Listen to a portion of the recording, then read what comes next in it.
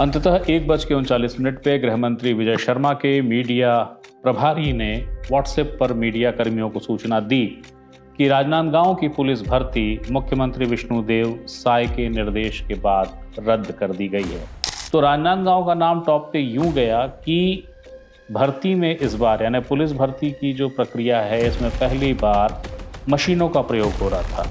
भर्ती प्रमुख एसपी जो हैं राजनांदगांव के मोहित गर्ग, उन्होंने एफआईआर दर्ज कराई। इस मामले में कार्रवाई करते हुए 6 लोगों को गिरफ्तार किया गया। अभ्यर्थी की एंट्री दो बार की जा रही थी, जबकि नियम ये कहता था कि अभ्यर्थी को सिर्फ एक ही मौका मिलेगा, सेकंड चांस नहीं मिलेगा। कि अधिकारी समझाने की कोशिश करते रहे कि इस भर्ती को रोक देना चाहिए, ये किरकिरी बहुत बड़ी हो जाएगी, मगर ऐसा हुआ नहीं।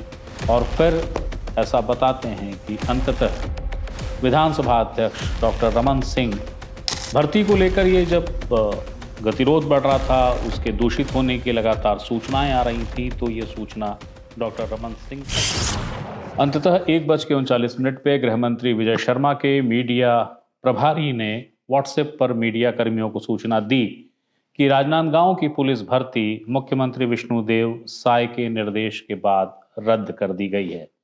लेकिन इस समय जबकि अभी 9:15 के आसपास का वक्त हो रहा है, यानी व्हाट्सएप का वो मैसेज को 8 घंटे से ऊपर का समय बीत चुका है, कहीं कोई लिखित आदेश जारी नहीं हुआ है।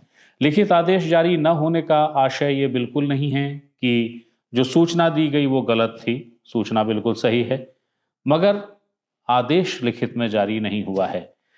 आदेश जारी क्यों नहीं हुआ है, क्या उसके पीछे कारण है, किस मंथन में विभाग लगा हुआ है और आखिरकार ये स्थिति क्यों बनी है, क्या ये पूरा मसला है, यही बताने आपके सामने हाजिर हुआ हूं। नमस्ते, मेरा नाम है याज्ञवल्क्य। छत्तीसगढ़ के 9 जिलों में पुलिस आरक्षक की भर्ती की प्रक्रिया शुरू हुई थी 16 नवंबर को।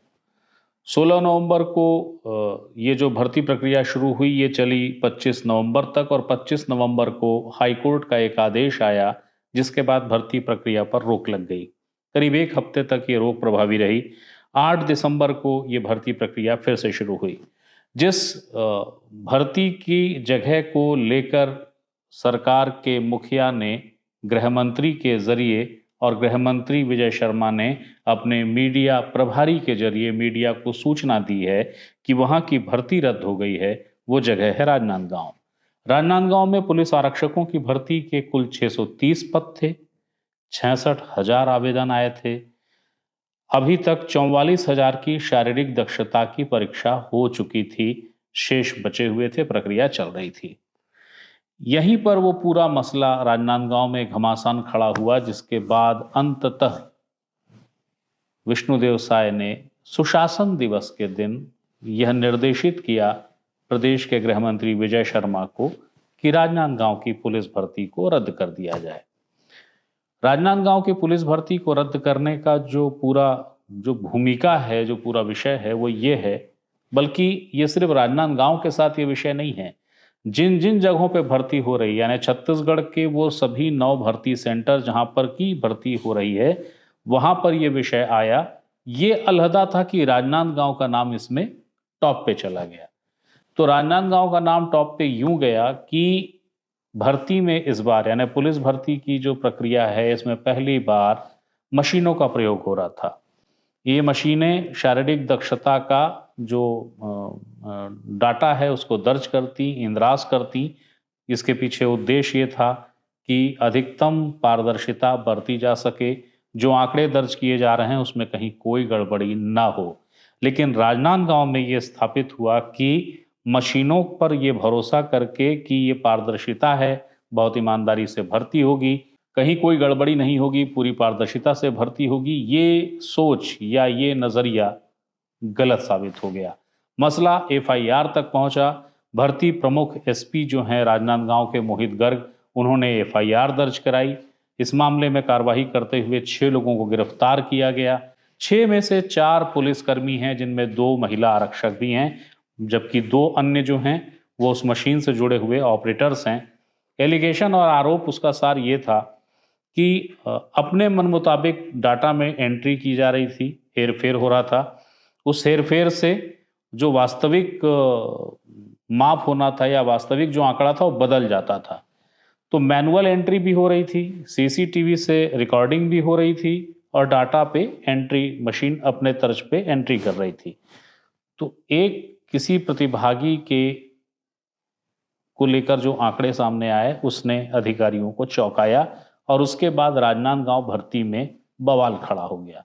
वो जो पूरा विषय है वो क्या है वो आगे बताता हूँ आपको। जो परीक्षाएं चल रही थी वो शारीरिक दक्षता की परीक्षा थी। शारीरिक दक्षता में एक उसका अंग होता है उस परीक्षा का जिसमें गोला फेंकता है अभ्यर्थी। तो जहां पे गड़बड़ी मिली यानी जिसको आप ट्रिगर पॉइंट कह सकते हैं वो वही था। ये पाया गया कि गोला फेंक इवेंट में एक महिला अभ्यर्थी को सर्वाधिक 20 अंक दे दिए गए। जो लोग भर्ती प्रक्रिया को जानते हैं वो भी चकित हो गए और उनका भी ये मानना रहा है कि इतने सर्वाधिक अंक नहीं दिए जा सकते, संभव ही नहीं है। इसके लिए मतलब कोई बहुत ज़्यादा प्रवीण हो, कोई नेशनल या इंटरनेशनल चैंपियन हो तो अलहदा है कि उसे 20 अंक मिल जाएंगे, वरना इस तरीके के अंक प्रदान नहीं किए जा सकते। पर 20 अंक उस महिला अभ्यर्थी को दिए गए और ये अंक सही है कि नहीं इसको लेके जब एक परीक्षण किया गया ना, मैनुअल जो डाटा है उसका जब परीक्षण किया गया तब पता चला कि महिला ने 5.88 मीटर ही गोला फेंका था, लेकिन उसकी एंट्री हो गई थी मशीन में 8.117। मशीनों में गड़बड़ी यहीं तक नहीं थी। दरअसल एक बार अभ्यर्थी को उसकी एंट्री नहीं हो रही थी, बल्कि उसकी अभ्यर्थी की एंट्री दो बार की जा रही थी, जबकि नियम यह कहता था कि अभ्यर्थी को सिर्फ एक ही मौका मिलेगा, सेकंड चांस नहीं मिलेगा। लेकिन डाटा की जो एंट्री हुई थी उसमें ये कलाकारी भी की गई।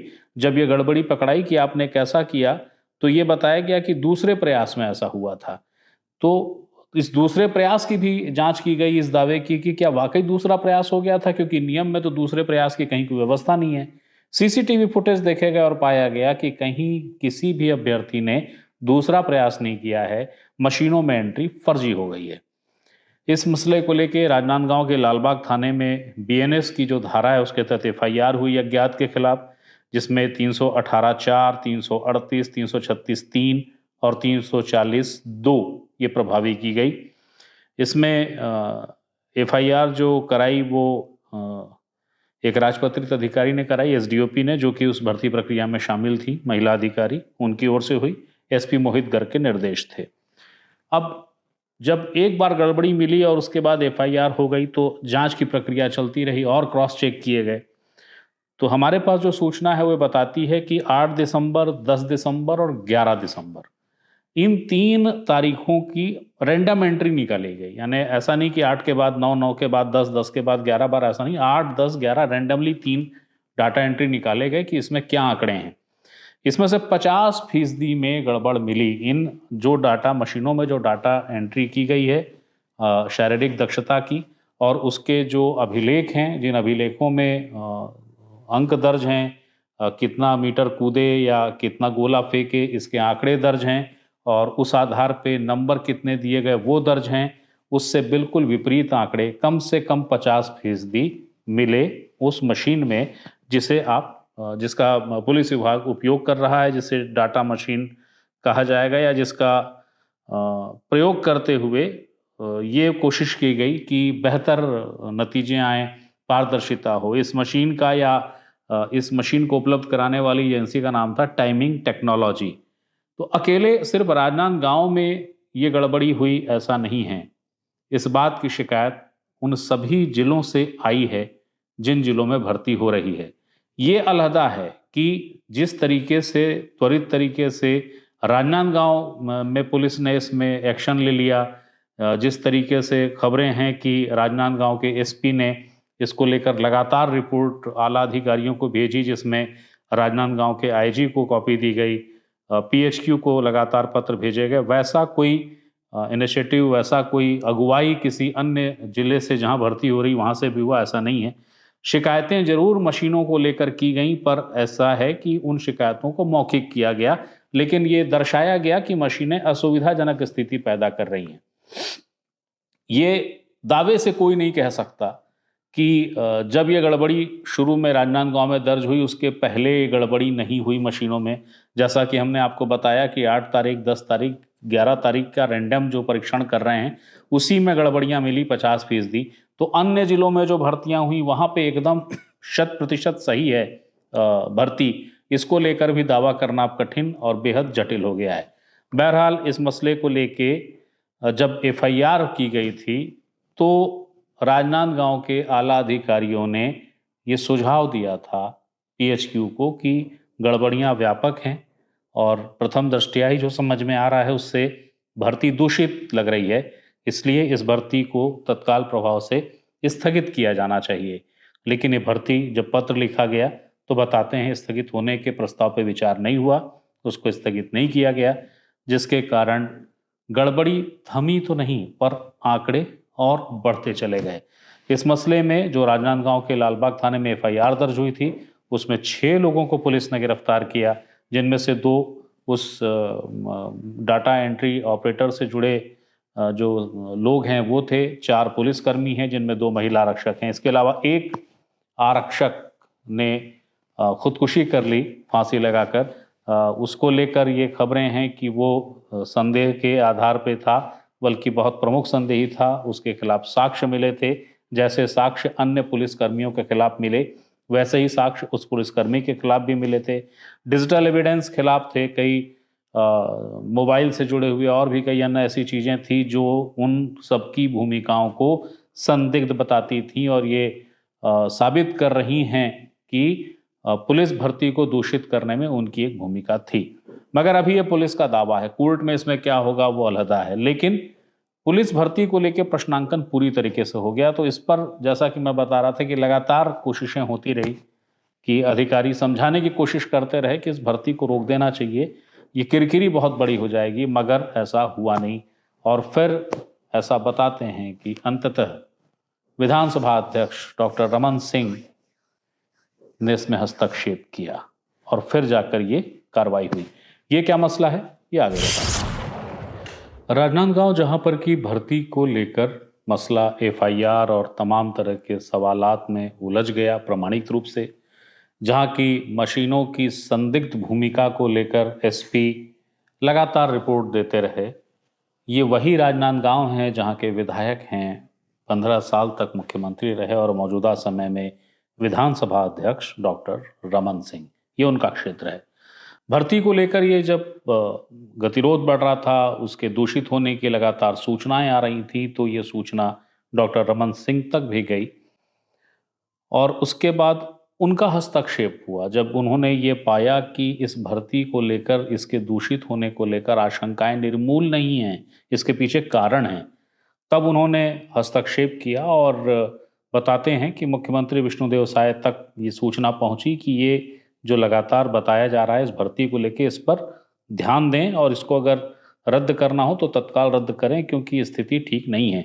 और इसके बाद विष्णुदेव साय जी ने जशपुर में एक बयान दिया, वो बयान यहाँ है, देखिए वाला है। सर, राजनांदगांव पुलिस भर्ती को रद्द कर दिया गया है सर, इस पर क्या कहेंगे? वहाँ कुछ गड़बड़ी प्राप्त हुई थी कि शिकायत हुई थी और आप सबको मालूम है कि हमारी छत्तीसगढ़ की सरकार सुशासन स्थापित करना चाहती है और कहीं भी कोई इस तरह का बात आएगा तो सरकार बर्दाश्त नहीं करेगी। आज जितने भी दोषीदार हैं आप सब लोग देख रहे हैं कि सबके ऊपर कार्रवाई हो रही है, चाहे वो पीएससी का घोटाला ही क्यों नहीं हो।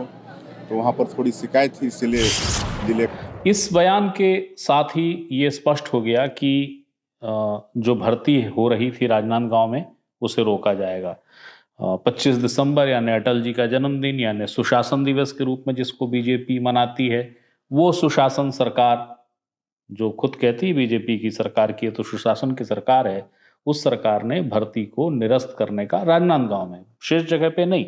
और फिर दोहरा देता हूं कि आशंकाएं और सवाल शेष जगहों की भर्तियों पर भी हैं, प्रश्न उसी मशीन के वजह से जुड़ा हुआ है, लेकिन शेष जगहों पर नहीं। सिर्फ यहीं पर राजनांदगांव में चूंकि मसला बार बार उठ रहा था, बहुत खुल के अधिकारी खुद ही कह रहे थे कि आप इसको रद्द कराइए क्योंकि मशीनों में त्रुटि मिल रही है, लगातार मिल रही है, तो उसको रद्द करने की मुख्यमंत्री ने घोषणा की। और ये कहा कि भ्रष्टाचार तो हम बर्दाश्त नहीं करेंगे और वहाँ पे शिकायत है इसलिए उसको रद्द करते हैं। डॉक्टर रमन सिंह का एक ट्वीट है इसी जस्ट जो सीएम विष्णुदेव साय जी ने घोषणा की, उसके बाद डॉक्टर रमन सिंह जी का ट्वीट है, या उसको जिसको हम एक्स कहते हैं आज, तो फेसबुक पर भी और एक्स पर भी उनका पोस्ट है जिसमें उन्होंने स्वागत किया कि सुशासन दिवस पर मुख्यमंत्री जी ने, गृह मंत्री जी ने राजनांदगांव पुलिस भर्ती मामले पे त्वरित संज्ञान लेके इस पूरी भर्ती को रद्द करने का सराहनीय निर्णय लिया है। वो आगे लिख रहे हैं डॉक्टर रमन सिंह कि इसके साथ ही मुख्यमंत्री जी ने इस पूरे मामले की निष्पक्ष जांच के लिए विशेष जांच टीम का गठन के निर्देश देकर यह स्पष्ट कर दिया है कि सुशासन की सरकार में किसी प्रकार की लापरवाही या भ्रष्टाचार को बर्दाश्त नहीं किया जाएगा। तो डॉक्टर रमन सिंह का हस्तक्षेप काम आया और भर्ती प्रक्रिया जो कि दूषित थी, जिसके लगातार प्रमाण मिल रहे थे, वो अंततः रद्द हो गई। लेकिन सीएम के मौखिक रूप से बयान भी आ गए, उन्होंने मौखिक जानकारी दे दी मीडिया को।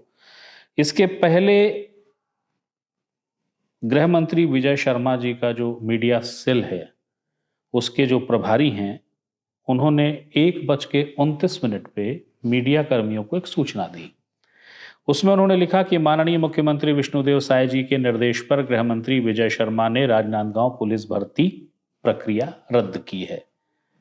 ये पोस्ट या यह मैसेज तब आया था जबकि मुख्यमंत्री विष्णुदेव साय जी का बयान मीडिया में नहीं आया था, उस समय यह सूचना आ गई थी। ये सूचना फिर से दोहरा देता हूं, गृह मंत्री विजय शर्मा के मीडिया व्हाट्सएप ग्रुप में उनके मीडिया प्रभारी ने सूचना दी। अब इस सूचना के बाद इसका कोई आदेश के रूप में अभी तक अभिलेख नहीं आया है। जैसा मैंने बताया कि जब खबर मैं शुरू कर रहा था तो करीब 9:15 के आसपास का वक्त था और तब से लेके यानी 1:30 बजे से लेके अब तक कोई भी पत्र कहीं भी नहीं आया है, कोई पत्र जारी नहीं हुआ है। ये ऐसा क्यों हुआ है, तो इसे लेकर कोई स्पष्ट कारण नहीं है कि क्यों अब तक पत्र जारी नहीं कर पा रहे हैं। आला अधिकारियों ने कहा है कि ये मुख्यमंत्री कह चुके हैं तो वो निर्णय की तरह है और इसीलिए भर्ती प्रक्रिया रोक दी गई है। राजनांदगांव में कोई कल भर्ती नहीं होगी, भर्ती रद्द है। लेकिन आदेश के प्रश्न पर जो मसले खड़े हो रहे हैं वो ये हो रहे हैं कि अब भर्ती रद्द हो गई, इसका आखिरकार आदेश कौन जारी करे, एक बात। नंबर 2, उस भर्ती प्रक्रिया को रद्द करने के पीछे कारण क्या बताया जाएगा? जो कारण बताया जाएगा उस कारण का प्रसंग, संदर्भ शेष 9 जिलों से नहीं जुड़ेगा। इसको कैसे सुनिश्चित किया जाए? और आने वाले समय में जो भर्ती प्रक्रिया होगी उसमें कौन सी स्थितियों को दृष्टिगत रखते हुए भर्ती प्रक्रिया शुरू की जाए, उसके लिए कौन सी तारीख संभावित बताई जाए, जो उस पत्र के मजमून या उस आदेश के मजमून होंगे। हमारे पास खबरें हैं कि उसको लेकर मंथन अभी जारी है, चिंतन जारी है। जटिल मसला है। भर्ती शुरू हो चुकी थी, 66,000 में से 45,000 के ऊपर अभ्यर्थियों का शारीरिक परीक्षण हो चुका था। निश्चित तौर पे प्रक्रिया दूषित थी, इसे किसी को इनकार नहीं है क्योंकि प्रमाणित है मामला राजनांदगांव का। लेकिन सिर्फ राजनांदगांव को भर्ती को रद्द करने के निर्णय के साथ साथ ये याद रखना चाहिए कि अन्य जगहों पर भी इसी तरीके की गंभीरतम शिकायतें हैं। ये सूत्र हमारे पास हमें सूचना देते हैं कि कुछ अन्य जिलों के प्रमुख अधिकारियों ने या भर्ती के प्रमुखों ने यानी कि एसपीज ने पत्र लिखा है और कहा है कि गड़बड़ियां हैं, मशीनों से दिक्कत हो रही है, परेशानी हो रही है, गंभीर समस्या खड़ी हो सकती है आंकड़ों को लेके। लेकिन पीएचक्यू फिलहाल उन किसी भी पत्र को लेकर गंभीर है या कोई प्रतिक्रिया दे रहा है, ऐसा कहीं नहीं दिखता। राजनांदगांव के मसले में सुशासन दिवस के मौके पे भर्ती रद्द हो गई, तो इसके लिए शुक्राना राजनांदगांव के लोगों को डॉक्टर रमन सिंह का करना चाहिए कि उनके पास डॉक्टर रमन सिंह जैसा एक व्यक्ति है, एक शख्सियत है जिनका अपना एक औरा है, जिस औरे की बराबरी फिलहाल करने वाला कोई नहीं है। उनकी बात को टाल दे ऐसा भी कोई स्थिति नहीं बनती। और इसी कारण जब उन्होंने हस्तक्षेप किया तो मुख्यमंत्री विष्णुदेव साय ने भी उसको गंभीरता से लिया और कह दिया कि भ्रष्टाचार बर्दाश्त नहीं करेंगे, गड़बड़ी गंभीर शिकायत आई है, नहीं छोड़ा जाएगा। लेकिन ये भी तो एक विचित्र स्थिति है ना कि मुख्यमंत्री ने कह दिया है और पीएचक्यू अब तक लिखित आदेश जारी नहीं कर पाया है। अब तक मंथन ही चल रहा है, अब तक चिंतन ही चल रहा है कि आदेश जारी कौन करेगा, दस्तखत कौन करेगा और सबसे अहम बात उसमें शब्द कौन से इस्तेमाल होंगे। तो एक अहम सूचना थी, एक अहम जानकारी थी जो आपको देना ज़रूरी था, क्योंकि हर सूचना और हर जानकारी पे अधिकार आपका है। मैं सिर्फ माध्यम हूँ। फिर कोई सूचना आती है, फिर कोई जानकारी आती है, मैं वो देने आपके सामने फिर हाजिर होऊंगा। तब तक के लिए प्रणाम।